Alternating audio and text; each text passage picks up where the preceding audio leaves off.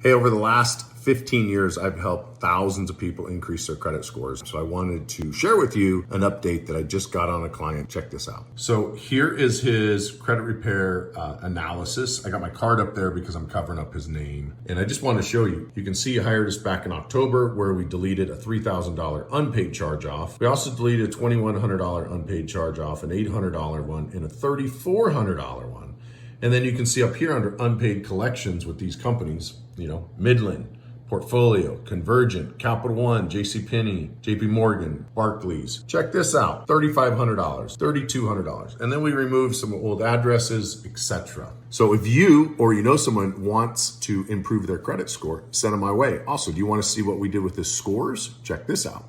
That's where he started. He started at 500. A few months later, he shot up in the 600s. You can kind of see it took a little time. And then bam, look at that. Skyrocketed. So 802, 289 point increase. Experian, 183 point increase, 223 point increase on TransUnion.